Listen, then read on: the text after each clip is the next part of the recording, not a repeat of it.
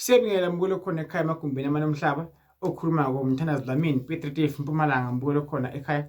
Ngiyanibingelela nkanza kwethu ukuthi uJehova nikhanyisele anisikele abe kunye nani enkingeni enibhekane nazo nawo onke enikubona ukwenzeka emhlabeni. Ngithi mbukelo khona ekhaya impilo inzima la emhlabeni but emele ukwazi ukuthi awukwazi ukuthiwe uyisotja ungadlulanga empini mbukelo ekhona ekhaya. Even nebloho uma lizokwakhiwa ukuze ibloho libe namandla amanzi akhona ukukhukhula kudingeka usimende, kudingeka iconcrete, kudingeka ama-reinforce, kudingeka indalade, everything nje engingayicabanga mbukelo khona ekhaya ukuze ibloho ligcine libe namandla. So mbukelo khona ekhaya nawe kukhona pho ukuthi khona mbukelo khona ekhaya undlule khona eyinkingeni. So ungaqhamuki sonke isikhathi usuke uhlukunyezwa noma mhlawumbe usuke uhlupheka but usuke uqiniswa mbukelo khona ekhaya because awukwazi ukuthiwa isotja ungandlulanga empini mbukelo khona ekhaya. So ngithini kanza kwethu ngiyanikhulekisa egameni likaJesu uNkulunkulu anibusise anikhanyisele uzugcine uthe khona uNkulunkulu wahlahla njengoba aba kumuntu ekuthiwa wafa wasifela emhlabeni akasifelanga because manje inkinga ezibhekana nazo manje zingaphezulu kwamandla sengathi thina manje kumele sifele ini inkinga zethu mbukelo okhona ekhaya.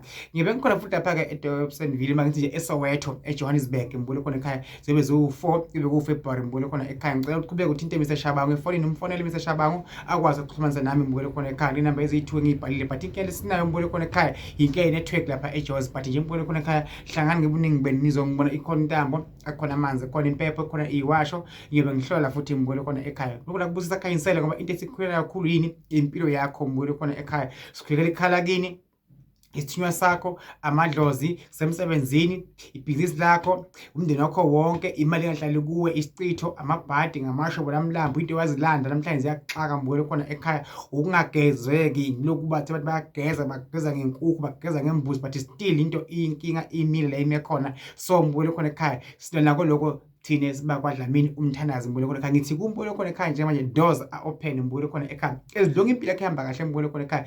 Khohlwa ukuthi abantu bathini mbukelo khona ekhaya. Abantu bohlezi bakhuluma mbukelo khona ekhaya ngoba wena umuntu ofisa ukuthi impilo yakhe phambili. So ngabanaka abantu kumele umuntu kumele umnake uyi1 uNkulunkulu kuphela olethe emhlabeni mbukelo khona ekhaya.